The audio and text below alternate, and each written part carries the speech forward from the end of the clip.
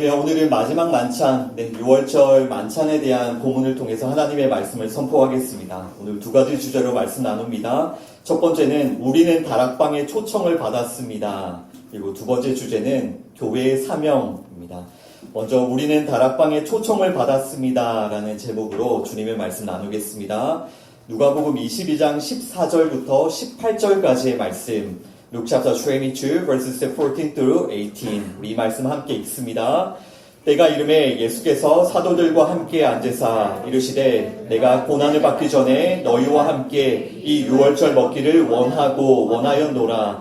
내가 너희에게 이르노니 이 유월절이 하나님의 나라에서 이루기까지 다시 먹지 아니하리라 하시고 이에 잔을 받으사 감사기도 하시고 이르시되 이것을 갖다가 너희끼리 나누라. 내가 너희에게 이르노니 내가 이제부터 하나님의 나라가 임할 때까지 포도나무에서 난 것을 다시 마시지 아니하리라 하시고 아멘. When the hour came, Jesus and his apostles reclined at the table, and he said to them, I have eagerly desired to eat this Passover with you before I suffer. For I tell you, I will not eat again until we find the fulfillment of the kingdom of God. After taking the cup, he gave thanks and said, Take this and divide it among you. For I tell you, I will not drink again from the fruit of the vine until the kingdom of God comes. 아멘. 예수님께서 십자가에 달리시기 전날, 목요일 저녁입니다. 해가 질 때를 하루의 시작으로 여기는 유대인들에게는요, 지금 이때가 금요일의 시작이고요, 또 6월절이 시작이 되는 저녁입니다. 예수님께서 이 저녁에 사도들과 함께 다락방에 앉으셨습니다. 이 다락방은 우리가 지난주에 살펴본 대로 하나님께서 예비해 주시고 준비해 주신 장소이죠. 하나님께서는 죄인들을 구원하시기 위해서 완전한 뜻을 세우시고요. 한치의 오차도 없이 그 뜻을 이루어 가십니다. 그 언약과 그 말씀을 이루시는 신실하신 하나님께서 이 다락방을 준비해 주셨고 또 이 6월절 만찬을 준비해 주신 것입니다. 15절을 보시죠. 내가 고난을 받기 전에 너희와 함께 이 6월절 먹기를 원하였노라. 아멘. 즉 예수님께서는 이 6월절 만찬을 간절히 바라고 또 바라셨습니다. 예수님은 제자들과 함께 간절히 바라고 원하셨던 그 6월절 만찬을 지금 나누고 계시는 것입니다. 여러분, 이 시간 예수님께서 이 다락방으로 지금 우리들도 이 다락방 이 자리로 우리를 초청하고 계심을 믿습니다. 이 자리는 어떤 자리냐면요, 예수님께서 이토록 간절히 원하시고 바라셨던 그런 시간이며 그런 자리입니다. 오늘 우리도 이 예수님의 초청을 받고 이 다락방에 올라가서 예수님께서 주시는 이 6월절 만찬을 함께 먹으며 예수님께서 주시는 이 은혜를 함께 경험하기 원합니다. 아멘. 우선 우리가 읽었던 본문에서 16절과 18절의 말씀의 의미를 먼저 생각을 해봅시다. 16절에 보시면 이 6월절이 하나님의 나라에서 이루기까지 다시 먹지 아니하리라. 18절에 보시면요, 내가 이제부터 하나님의 나라가 임할 때까지 포도나무에서 난 것을 다시 마시지 아니하리라. 다시 먹지 않겠다, 다시 마시지 않겠다. 이 예수님의 말씀은 무슨 뜻일까요? 이 예수님의 말씀은 그 하나님의 나라에서 이루어질 6월절이 있다라는 뜻이에요. 즉 하나님의 나라에서 완성될 그 6월절이 있다라는 그런 뜻입니다. 6월절이 어떤 절기입니까? 우리가 죄로부터 그 심판으로부터 건진받고 자유하게 되는 그 6월절이 하나님의 나라에서 완전히 이루어질 그 때가 있다, 그 6월절이 있다라는 그런 뜻이죠. 그리고 예수님께서는 지금 자신의 살과 자신의 피를 우리에게 내어주심으로 그 하나님 나라의 6월절을 완전히 완성하고 계시는 것입니다. 즉 그 6월절의 완성을 위해서 더 이상 다른 떡과 다른 포도주는 필요가 없는 것입니다. 예수님의 살과 예수님의 피로 말미암아 하나님 나라의 6월절이 이미 시작이 되었고 또 완성될 것이기 때문입니다. 그래서 6월절과 관련된 그 말씀들을 이렇게 한번 여러분들 큰 그림으로 정리를 해보면 좋겠습니다. 그 구약 성경에 출애굽 때의 6월절이 있었죠. 출애굽 사건에서 유월절이 있었습니다. 이스라엘 백성들이 애굽으로부터 나오는 그날 그 유월절이 있었고요. 그 뒤로는 율법에 따라서 유월절 절기를 지켜왔었죠.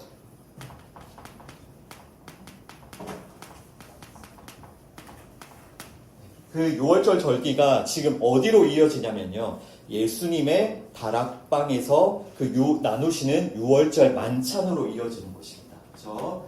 다락방 유월절 만찬.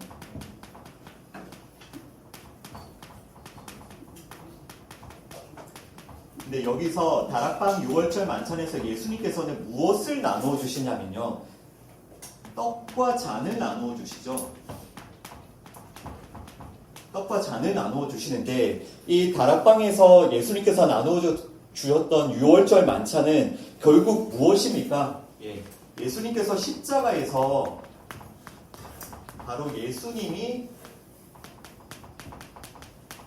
유월절 어린 양이 되시는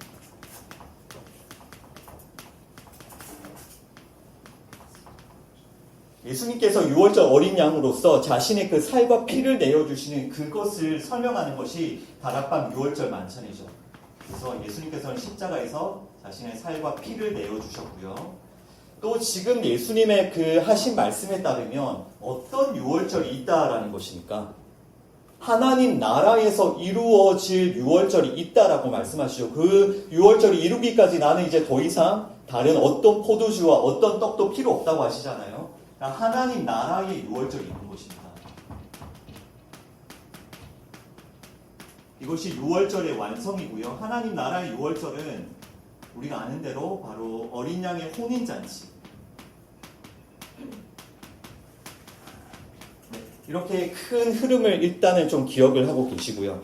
그러니까 지금 예수님께서 다락방에서 제자들과 함께 유월절 만찬을 나누시는 것은 무엇의 작은 모형이냐면요. 나중에 하나님 나라의 그 유월절, 하나님 나라에서 이루어질 그 혼인잔치의 작은 모양, 작은 그림인 거예요. 따라서 우리는 지금 이 다락방 유월절에 나아가서 예수님께서 나누어 주시는 그 떡과 포도주를 받으면서 우리는 무엇을 소망해야 되냐면 예수님의 그 살과 피로 말미암아 완성된 하나님 나라의 유월절, 하나님 나라에서 예수님과 함께 우리가 그 만찬을 나누게 될 그 하나님 나라의 유월절, 그 어린 양의 혼인잔치에서 예수님과 함께 우리가 만찬을 나누게 될 그 자리를 소망해야 되는 것입니다. 지금 예수님께서 이 유월절 만찬에서 가르쳐 주시는 그 떡과 잔은 바로 예수님께서 십자가에서 내어주시는 살과 피를 의미하고요. 이 살과 피를 통해서 하나님 나라의 유월절이 완성이 되죠. 그죠? 따라서 예수님의 살과 피로 유월절이 완성이 되기 때문에 다른 떡, 다른 포도주는 더 이상 필요가 없다. 그래서 예수님께서는 하나님의 나라가 임할 때까지 나는 다시 먹지 않겠다, 다시 마시지 않겠다라고 하시는 겁니다. 예수님의 십자가를 통해 그 유월절이 완성이 되기 때문이죠. 자, 계속해서 우리 말씀 좀 읽어보겠습니다. 누가복음 22장 19절과 20절 말씀도 함께 있습니다. Luke chapter 22 verses 19 and 20. 또 떡을 가져 감사기도 하시고 떼어 그들에게 주시며 이르시되 이것은 너희를 위하여 주는 내 몸이라 너희가 이를 행하여 나를 기념하라 하시고 저녁 먹은 후에 잔도 그와 같이 하여 이르시되 이 잔은 내 피로 세우는 새 언약이니 곧 너희를 위하여 붓는 것이라. 아멘. And he took bread, gave thanks and broke it, and gave it to them, saying, This is my body given for you. Do this in remembrance of me. In the same way, after the supper, he took the cup, saying, This cup is a new covenant in my blood, which is poured out for you. 아멘, 아멘. 19절에 이제 예수님께서 유월절 그 만찬을 나누어 주시는데요. 먼저 떡을 나누어 주시죠. 19절에 이 떡은 너희를 위하여 주는 내 몸이라고 먼저 떡을 주십니다. 예수님께서 떡과 잔을 나누어 주시는데요. 이 떡은 너희를 위하는 내 몸이다 라고 예수님께서 말씀하십니다. 예수님은 이제 곧 십자가에서 자신의 살을 찢어서 우리에게 먹여주실 것임을 이 유월절 만찬을 통해서 가르쳐주고 계시는 거예요. 우리가 지금 이 유월절 만찬의 자리에 나아가서 그 떡과 잔을 나누어 주시는 그 예수님 앞에 우리가 기억해야 될 것은 무엇이냐면, 예수님께서 자신의 살과 자신의 피를 바로 우리에게 먹여주고 계시는구나 하는 것을 기억을 해야 돼요. 즉 예수님께서 십자가의 죽으심은요, 바로 우리를 위하여 죽으심이에요. 우리에게 그 살을 먹이기 위해서 예수님께서 그 십자가에 오르고 계시는 것입니다.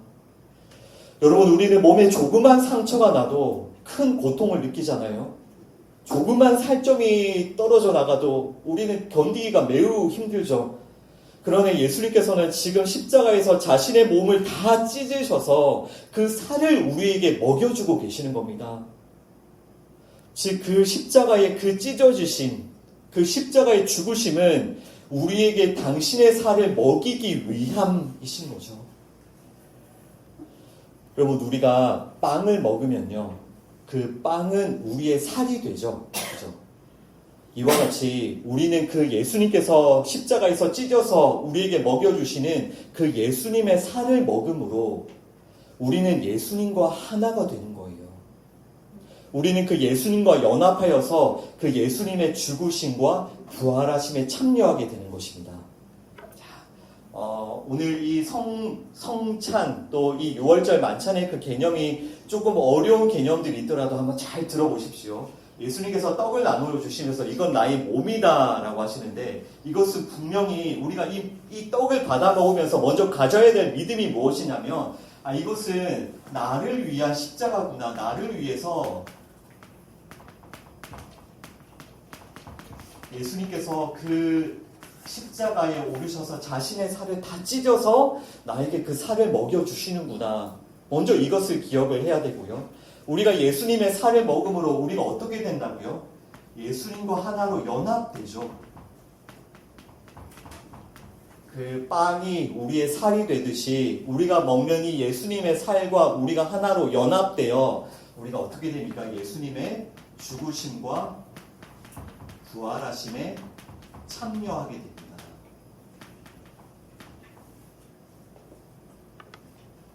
자, 일단 계속해서 말씀 보겠습니다. 20절에 보시면 이 잔은 너희를 위해 붓는 내 피다라고 말씀합니다.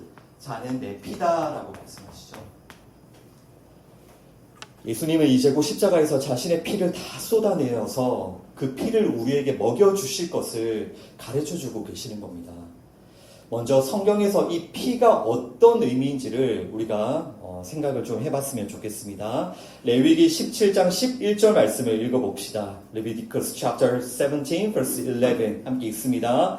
육체의 생명은 피에 있음이라. 내가 이 피를 너희에게 주어 제단에 뿌려 너희의 생명을 위하여 속죄하게 하였나니 생명이 피에 있으므로 피가 죄를 속하느니라. 아멘. For the life of the creature is in the blood, and I have given it to you to make atonement for yourselves on the altar. It is the blood that makes atonement for one's life.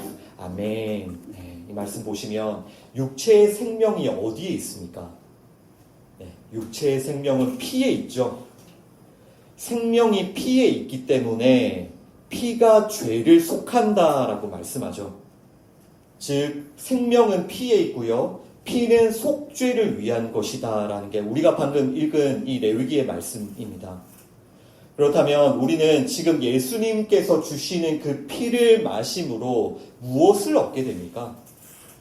죄 사함을 받게 되고요. 예수님의 생명을 얻게 되는 거예요. 피에는 생명이 있고 피는 대속을 위한 것이기 때문에 우리가 예수님의 피를 마심으로 우리가 무엇을 얻는다고요? 죄 사함을 얻고 예수님의 그 생명을 얻게 되는 것이죠.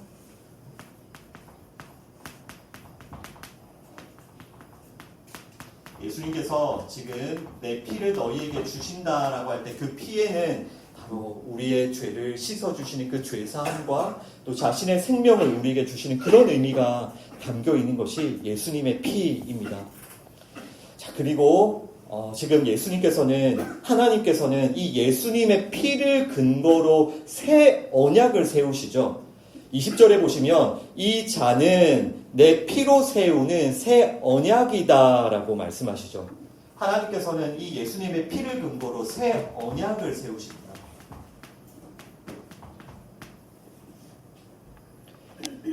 원래 첫 번째 언약이 있었습니다. 그 첫 번째 언약을 옛 언약이라고 하는데요. 옛 언약은요, 모세를 통해 주어진 그 율법으로 세워진 언약이었어요. 하지만 사람들은 그 율법 앞에 어떻게 되었습니까? 완전히 무너졌죠. 단 한 사람도 율법을 지킬 수 없었고요.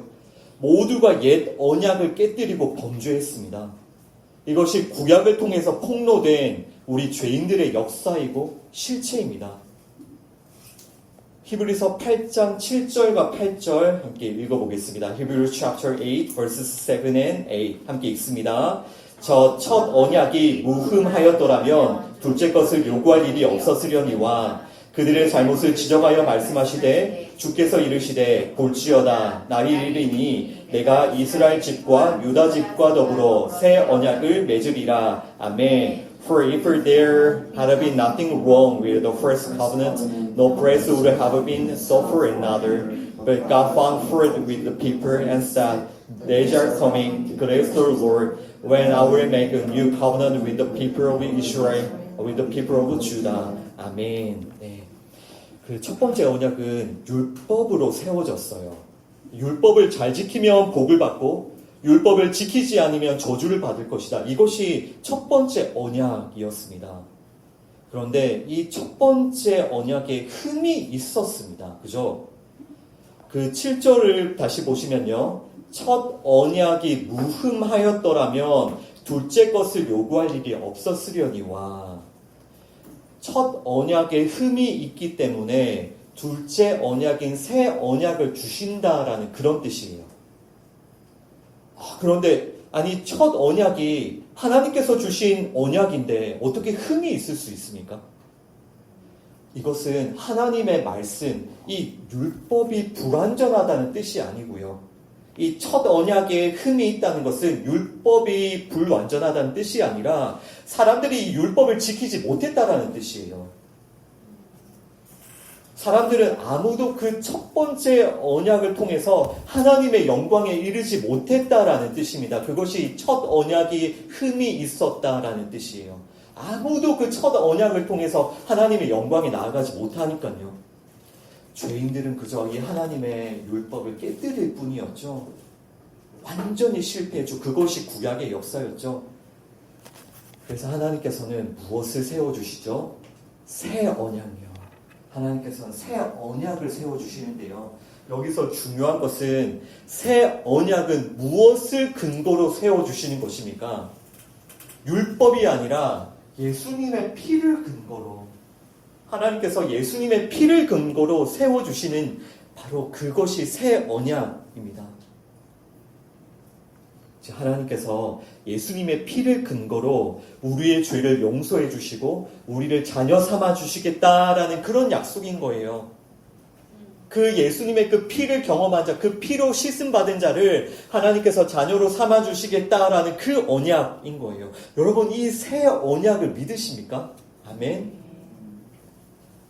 예수님의 피로 죄사함 받은 자들이 하나님의 자녀가 된다. 이 새 언약을 믿으십니까? 아멘. 예, 하나님께서는 정말 아무런 자격이 없는 우리를요. 하나님의 어린 양의 혼인잔치, 그 유월절, 아까 하나님 나라의 유월절이 있다고 했죠. 그 유월절, 어린 양의 혼인잔치에 초청해 주시는데 어떤 자들을?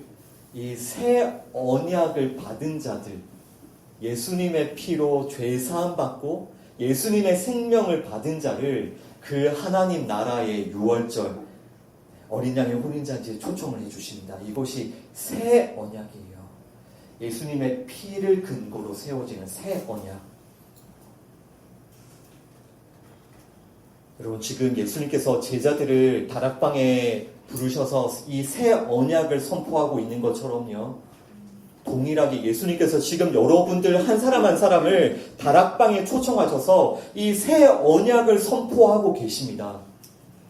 지금 이 자리가 다락방이라고요. 우리는 예수님의 초청을 받아서 이 다락방에 올라와 있는데 예수님께서는 우리에게 이 새 언약을 선포해 주고 계세요. 우리가 이 시간 직접 성찬식을 나누면서 오늘 본문 말씀을 나누면 더 좋긴 하겠지만 성찬식은 눈에 보이는 복음이고요. 이 말씀은 눈에 보이지 않는 복음입니다.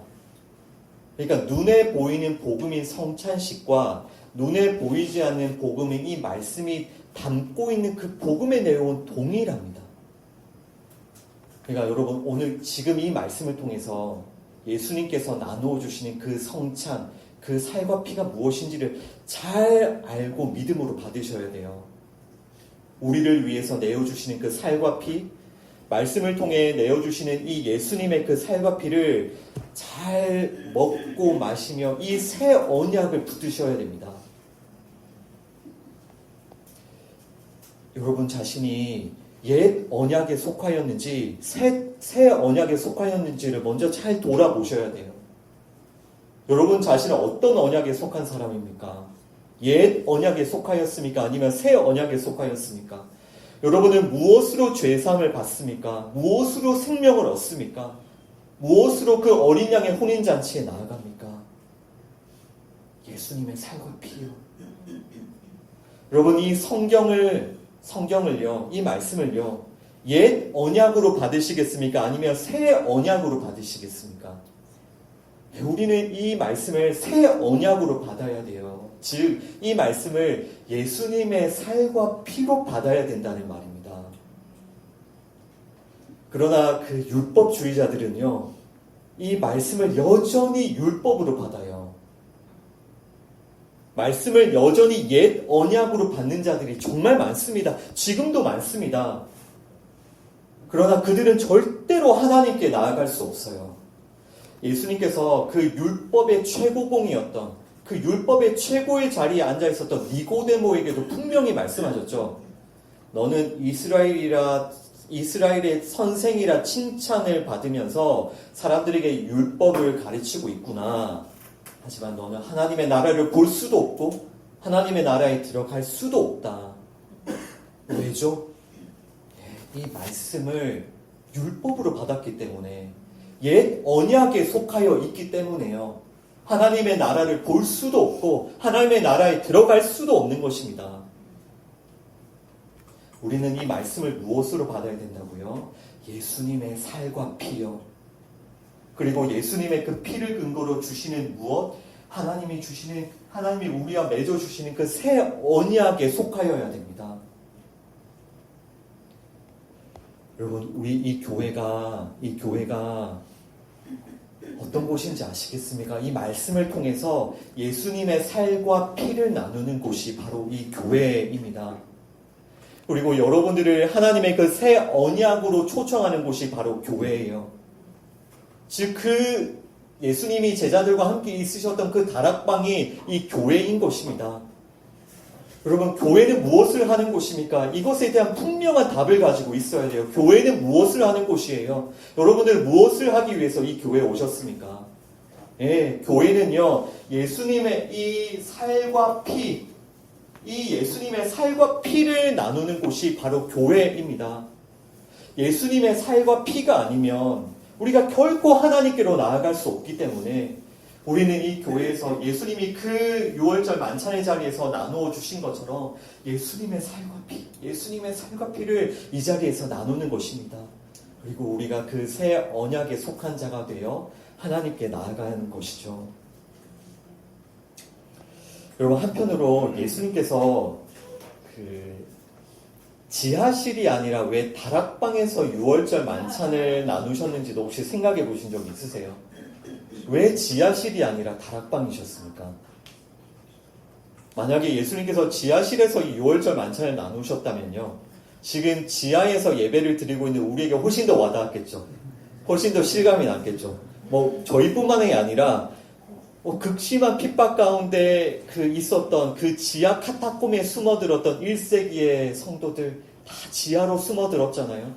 그들에게도 만약에 예수님께서 이 6월절 만찬을 지하에서 나누셨다면 훨씬 더 와닿았겠죠. 예수님께서 왜 다락방에서 이 6월절 만찬을 나누고 계십니까? 다락방은 upper room이죠. 더 위에 있는 방이죠. 그러니까 위를 향해 나아가는 방인 거예요. 위를 향해, 하나님을 향해 나아가는, 즉 하나님께 나아가고 위를 향해 나아가고 하나님께 예배를 드리는 유일한 길이 무엇이라고요? 예수님의 살과 피요. 오직 예수님의 그 살과 피를 통해서만 위를 향해 한 걸음 한 걸음, 하나님을 향해 한 걸음 예배로 나아갈 수가 있는 겁니다. 당대의 최고의 자리에 앉아 있었던 로마 황제도요, 위를 향해서 한 걸음도 못 내딛었어요. 아까 말씀드렸던 율법의 최고 정점에 있었던 니고데모도요, 위를 향해서 한 걸음도 못 내딛었어요. 이 땅의 힘과 권력, 아무리 많은 권력과 군대와 돈, 또 사람의 율법 행함을 가지고 있어도요, 위를 향해서 사람이란 존재는요, 한 걸음도 못 내딛는 존재입니다. 우리도요, 원래 이 아래에 속해서, 이 땅에 속해서 아래의 것만 생각하던 자들이었죠. 이 아래의 것만을 위해서 살아왔던 게 우리의 삶이었잖아요. 그런데 지금 예수님이 우리를 어디로 초청하고 계신다고요? 너희들 어펄룸으로 올라와라. 다락방으로 올라와라. 다락방에서 나의 살과 피를 먹고 이제 위를 향해서, 하나님을 향해서 하나님께 예배드리는 자로 위를 향해 나아가라. 이것이 다락방으로 초청하는 예수님의 초청이신 겁니다. 오직 예수님의 살과 피로만, 이 말씀을 예수님의 살과 피로 받은 자들만이 위를 향해 한 걸음씩 내디딜 수 있는 거예요. 하나님께 예배를 드릴 수 있는 거예요. 니고데모, 말씀을 율법으로 아무리 받아도 하나님께 예배를 드리지 못하는 자였다고요. 우리가 이 예수님의 살과 피를 먹고 마실 때에, 그 예수님의 십자가에 동참할 때에 아래에 속했던 나의 옛사람이 죽고 위에 속한 새 사람이 됩니다. 아멘. 네. 무엇을 통해? 예수님의 살과 피를 통해서요. 땅에 속했던 우리의 옛사람이 죽고 위에 속한 새 사람이 되는 것입니다. 이것이 새 언약인 거예요. 우리가 첫 번째 주제에서 다락방에서 일어난 일들을 전체적으로 좀 나누었었는데, 이 다락방에 대해서도 한번 전체적으로 정리를 하고 넘어가겠습니다. 예수님께서 지금 다락방으로 제자들을 초청하고 계시죠. 이 다락방은 어떤 곳입니까? 예수님의 살과 피를 나누는 곳입니다. 그리고 이 예수님의 살과 피를 나누는 이곳에서 우리가 어떤 언약에 속하게 되었습니까? 이제 새 언약에 속하게 되었죠. 새 언약이 선포되는 자리가 바로 이 다락방이라는 자리고요. 그리고 지난주에 말씀드린 대로 이 다락방에서 사도행전 1장에 어떤 일이 일어납니까? 성령님께서 강림하시죠. 이곳이 바로 성령님께서 임재하시는 곳이고요. 왜 이곳에 성령님께서 임재하시죠? 예수님의 살과 피, 예수님의 살과 피를 경험한 자들이 여기에 있기 때문에 성령님께서 여기에 임재하시는 것이죠. 그리고 이 다락방이 초대교회의 무엇이 된다고 했죠? 마가의 다락방, 예루살렘 그 교회의 뿌리가 되는 바로 교회 공동체가 시작이 된 곳. 그 마가의 다락방이 바로 이 다락방이 그렇게 되고요.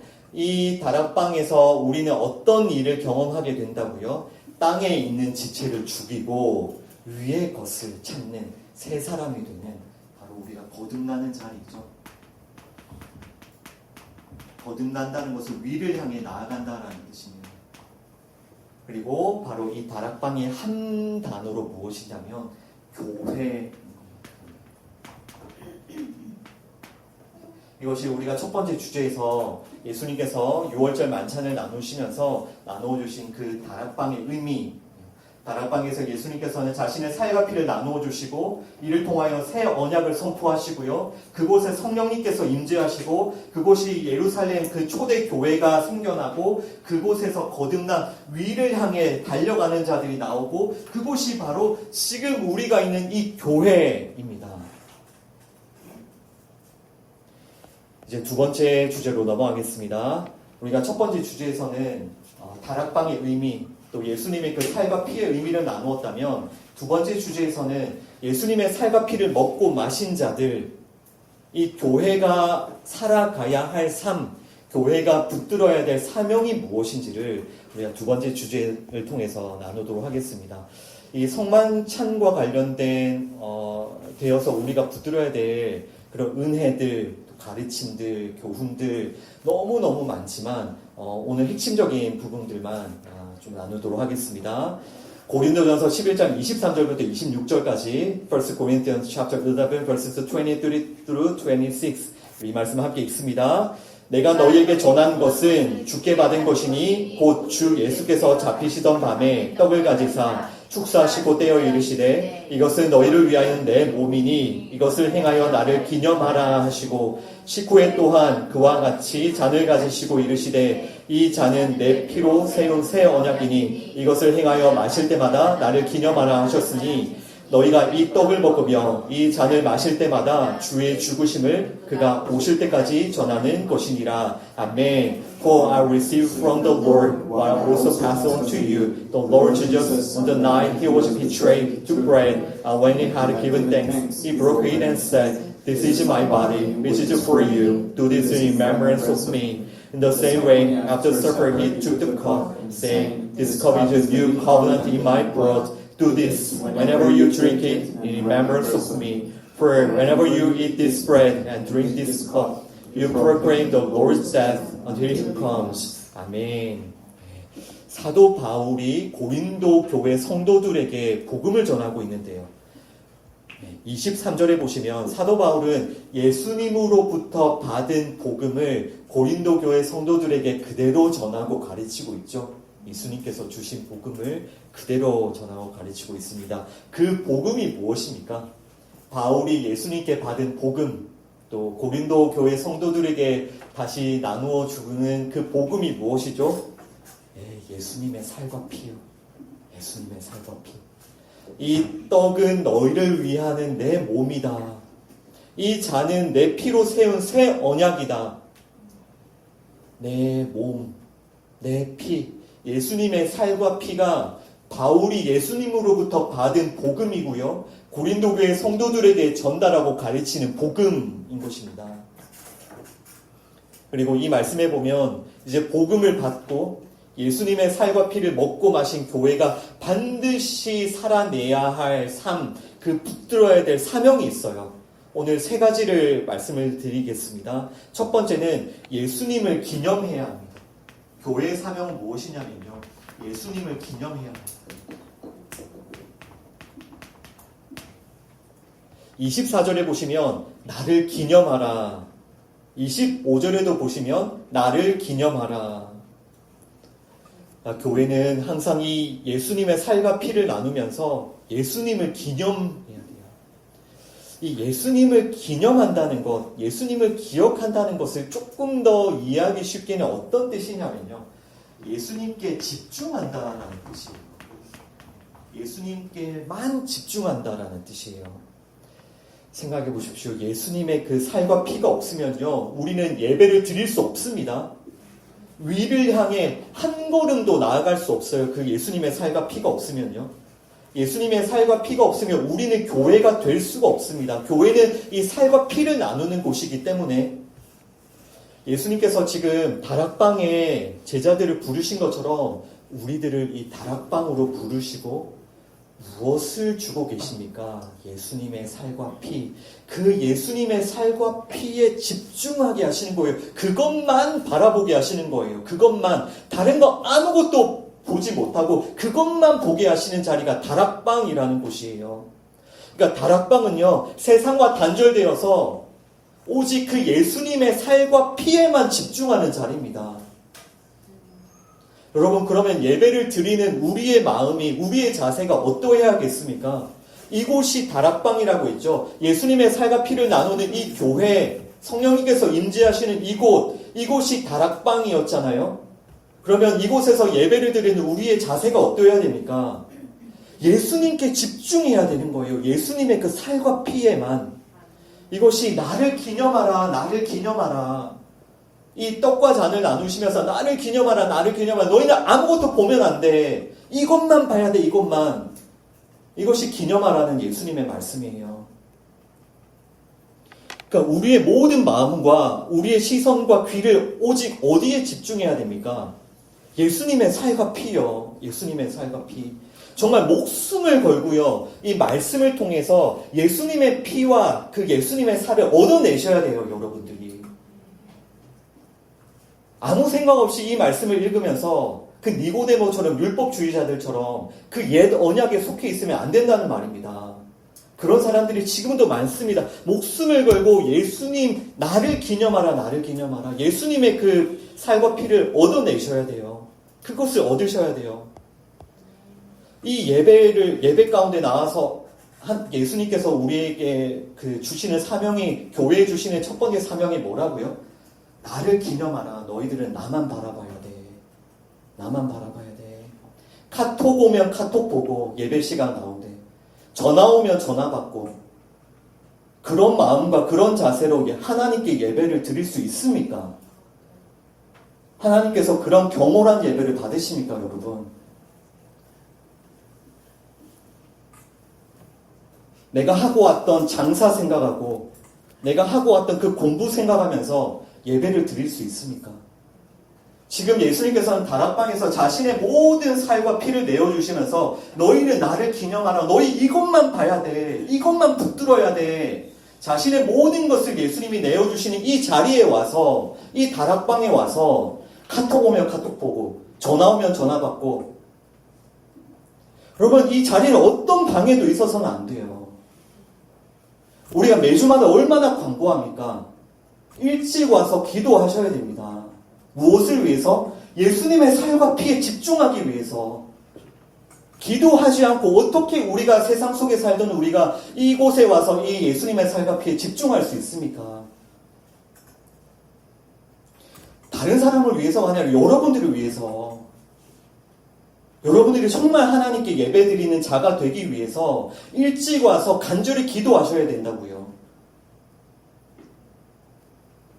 앞에 나와서 부족한 사람들이 일찍 오셔서 기도하셔야 된다고 광고하니까 그저 무시해도 되는 말처럼 여기실 수 있겠지만, 기도하지 않으면 이 다락방에 와서 예수님의 살갑게 집중 못합니다.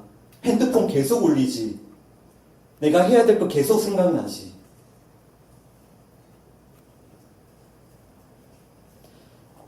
어떤 방해도 있어서는 안 된다고요, 이 다락방은. 여러분들이 이 교회를 지켜주셔야 돼요, 그렇게.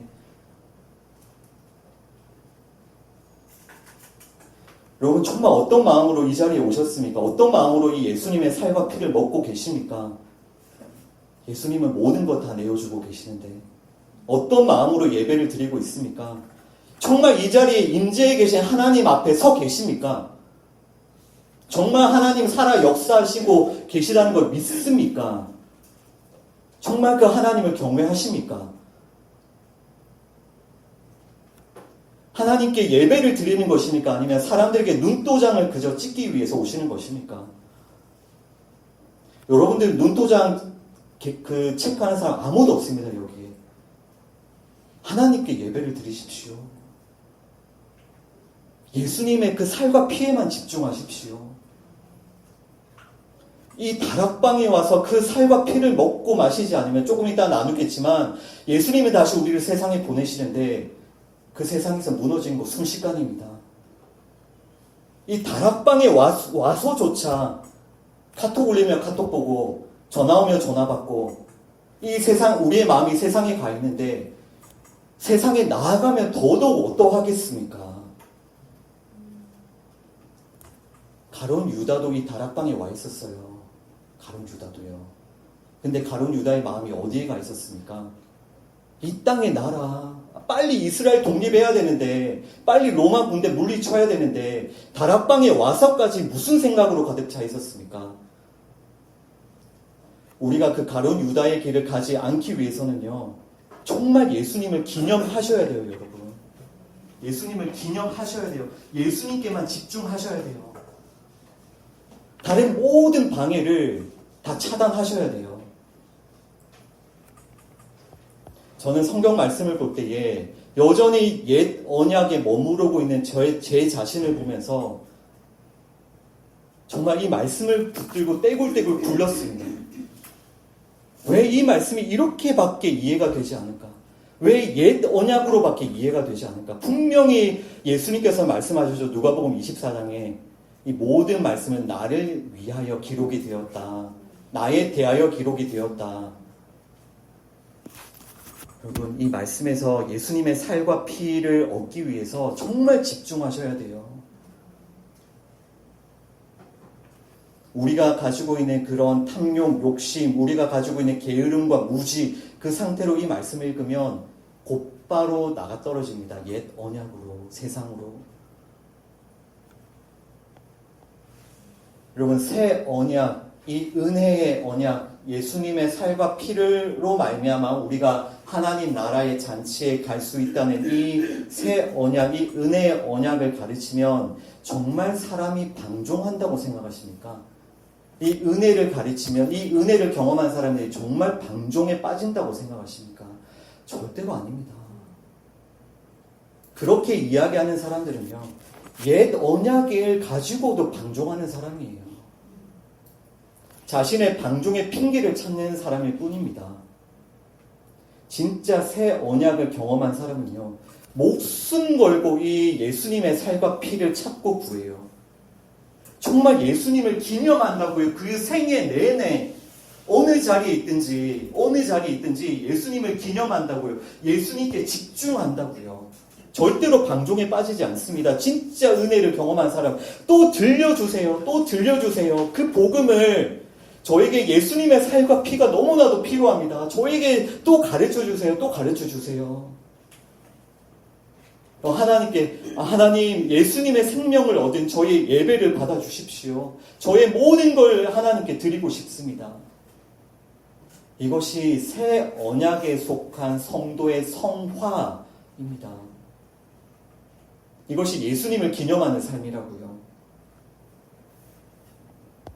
여러분, 비록 여러분들의 육체의 눈에는요, 지금 육체의 눈에 보이는 것은요, 이 앞에 서 있는 부족한 종, 이 목사가 보이실지라도, 또 여러분들의 육신의 눈으로는 옆에 앉아있는 부족하고 연약한 사람들이 보이실지라도, 이곳에서는 예수님의 살과 피를 집중하셔야 돼요. 그리고 이곳에 임재하셔서 여러분들의 그 예배를 기다리시고 그 예배를 받으시는 하나님께 집중하셔야 됩니다. 비록 내 육신의 눈은 저같이 부족한 종이 보일지라도 저를 보지 마시고 믿음으로 하나님 앞에 나아가서 하나님께 경배하셔야죠. 하나님을 예배하셔야죠. 하나님 앞에 서셔야죠. 하나님께 예배를 드리시고 하나님 앞에 나아가셔야죠. 그리고 그 하나님께 나아가시기 위해서 여러분들에게 정말 무엇이 필요한지를 한번 생각을 해보십시오. 예수님의 살과 피가 필요하다고요. 그러니까 예수님이 자신의 모든 것을 내어주시면서 너희는 나를 기념하라고 하시는 겁니다. 우리가 예수님의 살과 피를 먹고 마시며 하나님께로 나아갈 때에 하나님께서 여러분들의 예배를 기뻐 받으심을 믿습니다. 그 살과 피를 먹고 마시고 그 죄사함과 새 언약에 속한 여러분들을 하나님께서 기뻐 받으심을 믿습니다. 여러분, 이것이 교회에게 첫 번째로 주시는 사명이고요. 두 번째로 복음을 받고 이 예수님의 살과 피를 먹고 마신 교회가 반드시 해야 할 사명이 있습니다. 두 번째는 예수님을 전해야 합니다. 예수님을 증거하는 삶이에요. 아까 읽었던 26절에 보시면요, 그가 다시 오실 때까지 주의 죽으심을 전하라. 누가요? 예수님의 살과 피를 먹고 마신 자가 주의 죽으심을 전하라. 이것은 하고 싶으면 하고 하기 싫으면 안 해도 되고가 아닙니다. 예수님의 그 살과 피를 먹고 마셨다면 반드시 믿음으로 붙들어야 될 사명인 겁니다. 오늘 예수님께서 여러분들을 이 다락방에 초청하신 것처럼 오늘 동일하게 예수님은 여러분들을 세상으로 다시 보내세요. 그럼 세상에 무엇을 하러 가십니까? 우리는 이곳에서 받은 예수님의 살과 피를 전하기 위해 세상으로 나아가는 것입니다. 아멘. 여러분, 정말 우리가 매주마다 이 말씀을 통해서 이 예수님의 십자가, 이 복음을 나누고 있잖아요. 여러분 어떻습니까? 이 복음이 정말 지겹습니까? 이 복음이 따분합니까? 아니 저 목사님 맨날 십자가만 저렇게 이야기하고 있나 이런 생각이 드십니까? 여러분 자신과 이 죄악이 가득한 세상에 정말 무엇이 필요한지를 생각해 보십시오. 정말 무엇이 필요합니까? 정말 무엇이 필요해요? 여러분들에게 정말 무엇이 필요해요? 세상 사람들에게 정말 무엇이 필요해요? 예수님의 살과 피요. 예수님의 살과 피요. 우리는 세상 그 어디에서도 우리의 목마름, 우리의 배고픔, 우리의 죄와 사망을 해결할 수 있는 참된 음료와 참된 양식을 얻을 수가 없습니다. 세상에서는 얻을 수가 없어요. 반드시 어디에서 얻어야 됩니까? 다락방에 와서요. 이 말씀을 통해서 얻어야 됩니다. 그 참된 음료와 참된 양식을. 그리고 우리가 이 말씀을 통해서 받은 그 참된 음료와 양식, 예수님의 그 살과 피를 세상 사람들에게 전해야죠. 왜냐하면 세상에서는 그게 없으니까요. 없으니까요. 우리는 정말 갈급한 마음으로 이곳에 나왔습니다. 정말 진지한 마음으로 이곳에 나왔습니다. 예수님의 살과 피를 얻기 위해서 무엇이 우리의 고백입니까? 또 들려주십시오. 또 말씀해 주십시오. 예수님의 살과 피, 그 예수님의 살과 피를 또 말씀해 주십시오. 나에게 주님 그 생명의 양식을 또 주십시오. 그 복음을 또 들려주십시오. 여러분 이것이 우리의 고백입니다. 그리고 그 예수님의 그 살과 피를 먹고 마신 사람들은 배에서 생수의 강이 흘러나오죠. 우리는 이런 마음으로 세상에 나아가는 것입니다. 그리고 갈급한 영혼들에게 우리가 줄 것은 무엇이라고요? 예수님의 살과 피, 예수님의 살과 피. 왜 세상에 나아가서 그 세상 사람들이 가지고 있는 것을 부러워하고 그 세상의 것들을 구걸하고 있습니까? 우리가 진짜를 가지고 있는데, 우리가 진짜를 가지고 있습니다. 예수님의 살과 피. 따라서 우리는 세상 속에 나아가서 이 예수님의 살과 피를 전하고 또 전해야 됩니다. 아까 말씀드린 대로 가룟 유다는 이 다락방에 초청이 되어서 왔음에도 불구하고 결국 이스라엘 왕국의 재건을 위해서, 이 세상 나라의 재건을 위해서 뛰쳐나갔습니다. 가룟 유다는 다락방에 있었음에도 불구하고요, 이 땅의 나라를 품고 있었죠. 여러분도 이런 삶을 따라가시겠습니까? 그냥 여기서 잠깐 저 목사는 저런 얘기 하나보다, 이 교회는 이런 얘기 하나보다 잠깐 듣고 나가서 또 세상 나라를 위해서 사시겠습니까? 그것이 정말 여러분들이 원하는 삶입니까? 이곳에서 살과 피를 먹긴 먹었는데 얼른 뛰어나가서 세상 나라를 위해서 다시 세상 나라의 것들을 구걸하며 사시겠습니까? 그것은 예수님의 살과 피를 먹은 자가 아닙니다. 여러분들이 정말 예수님의 살과 피를 먹고 마셨다면 예수님을 기념하시고 예수님께 집중하시고 예수님을 전하며 사십시오. 우리는요, 이 세상의 나라를 위해서 기도하고 섬기지만 이 세상 나라를 위해서 살지 않습니다.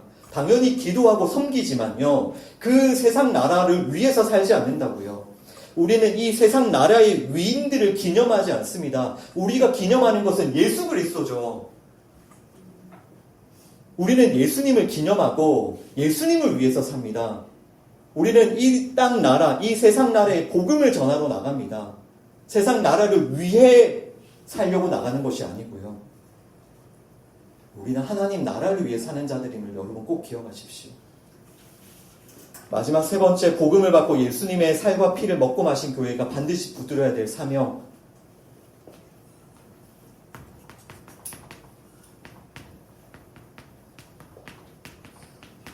교회와의 연합입니다.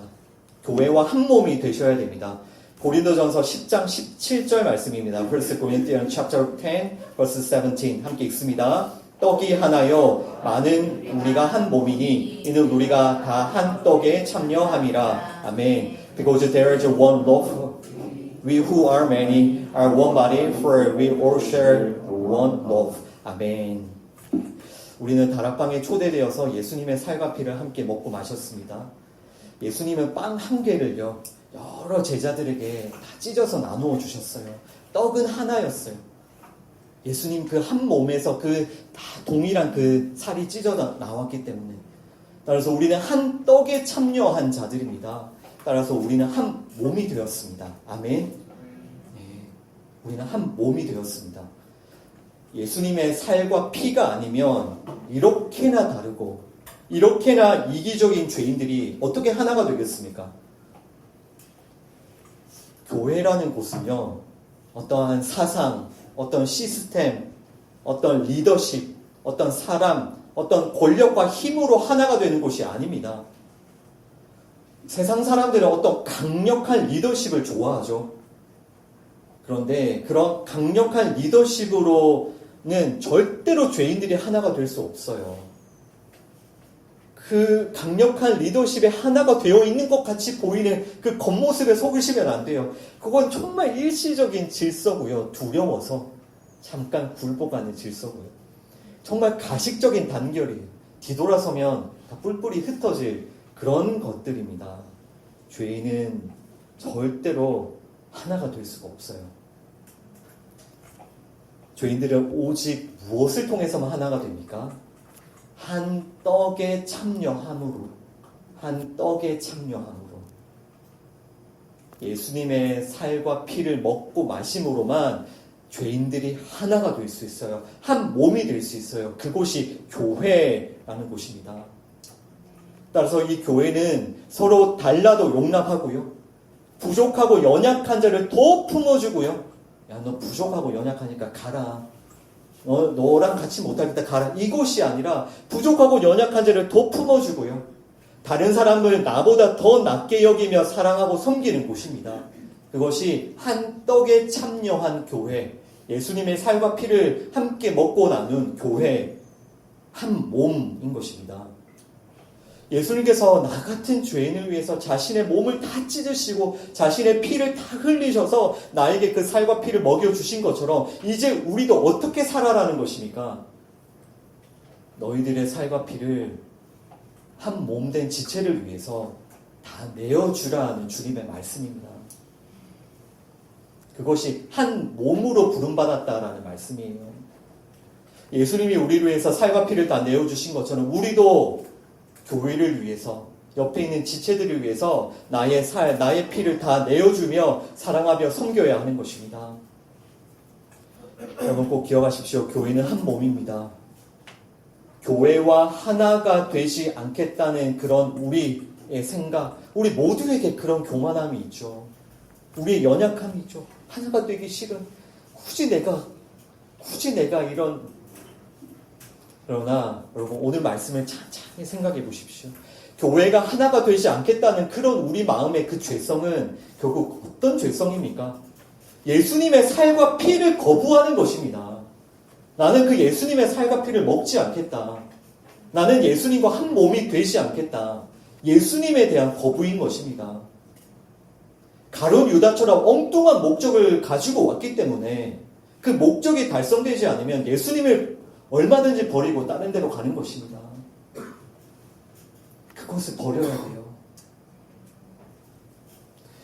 여러분이 왜 이곳에 오셨는지 잘 기억하십시오. 왜 예수님께서 여러분을 이 다락방에 초청하셨는지를 잘 기억하셔야 됩니다. 예수님의 살과 피를 먹고 마시기 위해서 이 자리에 오셨습니까? 아니면 여러분 자신의 영광, 여러분 자신의 유익, 또 이 세상 나라의 힘을 얻기 위해서 이 자리에 오셨습니까? 정말 예수님의 살과 피를 먹고 마시며 하나님께 예배드리기 위해서 이 자리에 오셨습니까?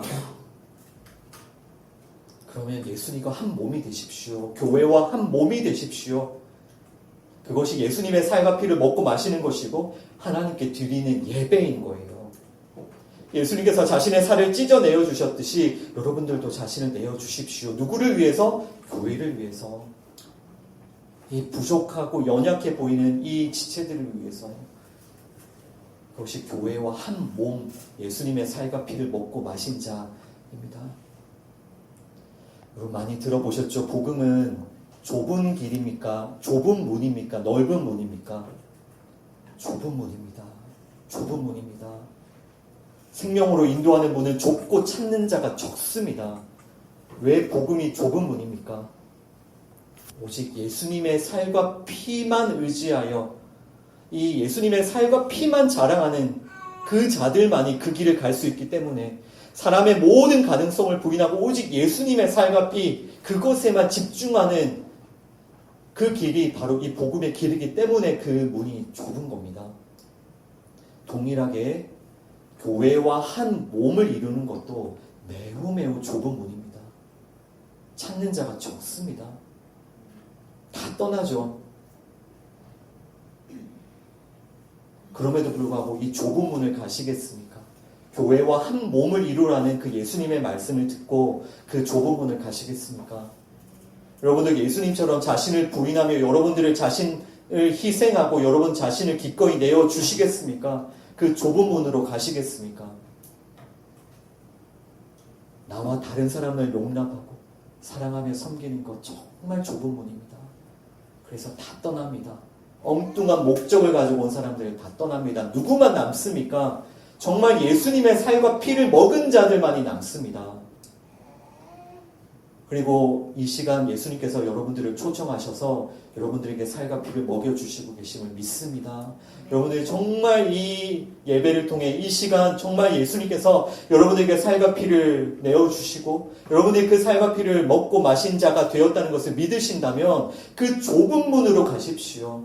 교회와 한 몸이 되는 그 좁은 문으로 가십시오. 오늘 말씀 마무리하겠습니다. 여러분 자신 잘 돌아보셔야 됩니다. 이 교회에 무엇을 하러 오셨습니까? 이 교회에서 무엇을 하시겠습니까? 이 교회가 어떤 교회가 되기를 바라십니까? 또한 세상에 나아가서 무엇을 하시겠습니까? 무엇을 위해 사시겠습니까? 예수님을 기념하시고요. 예수님께 집중하시고 정말 이 다락방, 이 교회, 이 예배가 예수님의 살과 피에 집중하는 시간이 될 수 있도록 여러분 모두도 이 예수님의 살과 피에 동참해 주시고요. 우리가 세상에 나아갈 때 세상이 가지고 있지 않은 이 생명, 이 예수님의 살과 피를 주님 오실 때까지 전하고 나눕시다. 그리고 예수님께서 부탁하시고 또 부탁하셨던 것처럼 그 좁은 문, 교회와 연합하는, 교회와 한 몸이 되는 너희가 정말 내 살과 피를 먹고 마셨다면 교회와 하나가 되라고 하는 그 예수님의 말씀을 따라 교회와 한 몸이 되시는 여러분 되시길 바랍니다. 기도하겠습니다. 하나님 아버지 감사합니다. 오늘 우리를 이 다락방에 초청하여 주셔서 감사합니다. 이곳에서 우리에게 예수님의 살과 피를 먹여주심을 감사합니다. 이 생명의 살과 피, 생명의 떡, 생명의 잔 우리에게 주심을 감사합니다. 우리가 이제 이 생명의 살과 피를 먹고 마심으로 새 언약에 속하여 이제 위를 바라봅니다. 하나님을 예배합니다. 하나님께로 나아갑니다.